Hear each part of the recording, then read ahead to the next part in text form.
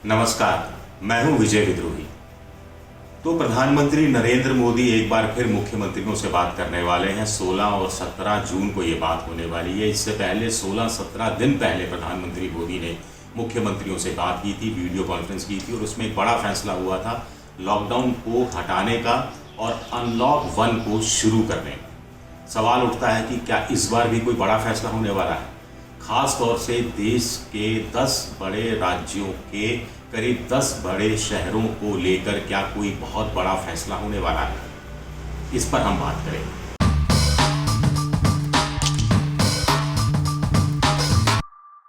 प्रधानमंत्री मुख्यमंत्रियों से मिल रहे हैं तो जाहिर तौर पर कोरोना पर ही बात होगी। कोरोना के भी दो पक्ष हैं। एक, जिस ढंग से वो प्रसार उसका फैल रहा है, कम्युनिटी स्प्रेड की आशंका जाहिर की जा रही है, उसको लेकर बात होगी। दूसरी बात होगी कि मुख्यमंत्री आर्थिक पैकेज की बात करेंगे। सरकार जो आर्थिक रिफॉर्म किए हैं उसका राज्य भी उसको फॉलो करो, उस पर प्रधानमंत्री जोर देंगे। जो NFSA यानी नेशनल फूड सिक्योरिटी एक्ट के तहत जो लोग नहीं आते लेकिन जिन्हें राशन की ज़रूरत है, उन्हें चावल, दाल और गेहूं केंद्र सरकार से मिल सके आगे कुछ और महीनों के लिए भी, इस पर भी राज्य सरकारें अपनी तरफ से केंद्र सरकार पर, मोदी जी पर प्रेशर डाल सकती हैं। लेकिन सबसे बड़ा सवाल उठता है कि क्या लॉकडाउन फिर से लागू हो सकता है? यहाँ हम आपको बिल्कुल साफ कर दें कि हम पूरे हिंदुस्तान की बात नहीं कर रहे, हम बहुत से राज्यों की भी बात नहीं कर रहे।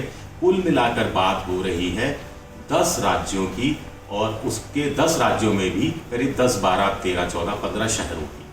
कुल मिलाकर 2/3 मामले कोरोना के सिर्फ इन राज्यों से आ रहे हैं। ये राज्य कौन से हैं? इनमें महाराष्ट्र है, इसमें गुजरात है, इसमें दिल्ली सबसे ऊपर है, इसमें उत्तर प्रदेश है, इसमें बिहार है, इसमें राजस्थान है, इसमें तमिलनाडु है। यानी ऐसे ऐसे राज्य जहाँ संख्या 10,000 पार है या 10,000 के करीब छू रही है। और यहाँ के जो शहर हैं, शहर भी आप जानते हैं, मुंबई है, पुणे है, अहमदाबाद है, जयपुर है, जोधपुर है, दिल्ली के करीब करीब पूरा इलाका है। इसके अलावा दूसरे अन्य शहर हैं, भोपाल एक, और यूपी के 1-2 शहर हैं, नोएडा को भी इसमें हम शामिल कर सकते हैं।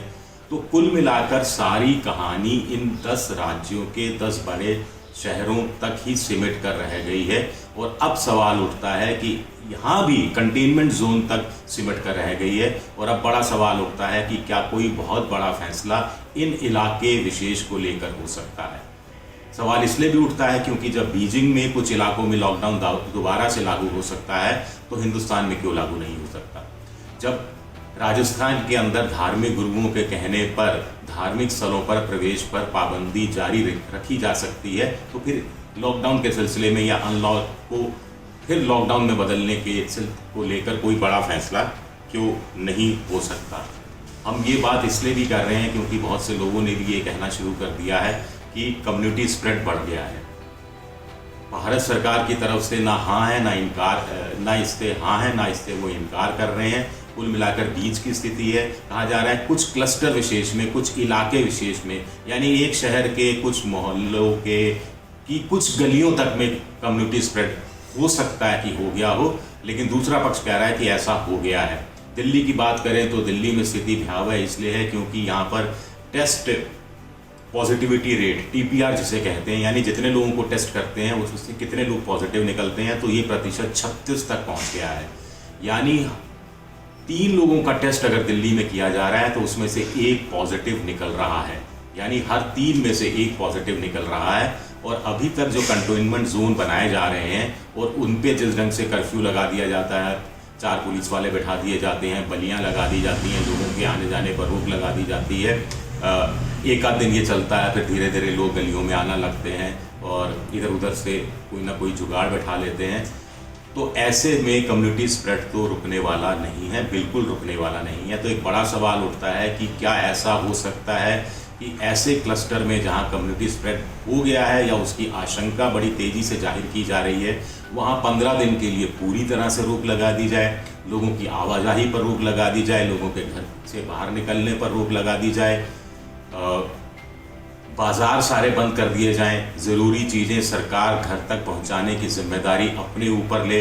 इससे होगा ये कि 15 दिन के अंदर जिन लोगों को कोरोना हुआ है वो और लोगों को कोरोना फैला नहीं पाएंगे, घर के अंदर बंद रहेंगे तो उस कारण नहीं फैल पाएगा, उनका कोरोना ठीक हो जाएगा और कम्युनिटी स्प्रेड की चेन एक तरह से टूट जाएगी।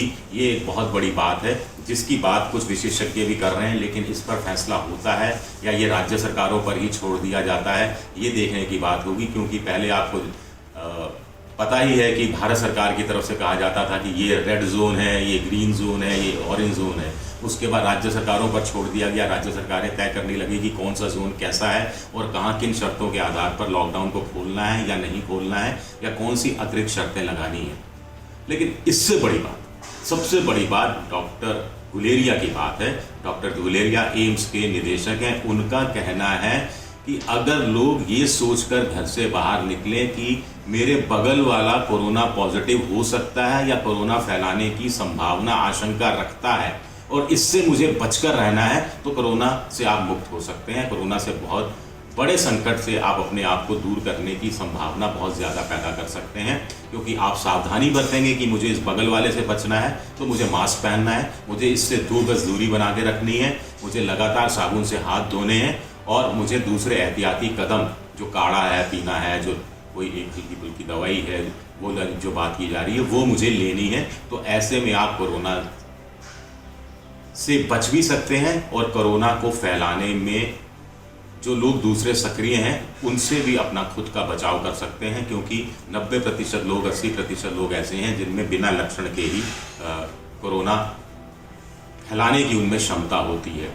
अब डॉक्टर गुलेरिया की बात अगर सब सुन लें तो मुझे लगता है तब तो प्रधानमंत्री को मुख्यमंत्रियों के साथ बैठक करने की भी ज़रूरत नहीं है, वीडियो कॉन्फ्रेंस करने की भी ज़रूरत इस मायने में नहीं है कि कैसे कोरोना से लड़ा जाए, कैसे जनता को सामूहिक रूप से अपने साथ लिया जाए। सबसे बड़ी बात है प्रधानमंत्री जी से, मुख्यमंत्रियों से मेरा तो यही अनुरोध है कि राजनीति कम से कम थोड़े समय के लिए रोक दीजिए। मैं बार बार कह रहा हूँ, राजनीति करना कुछ समय तक के लिए बंद कर दीजिए। एबीपी न्यूज़ आपको रखे आगे।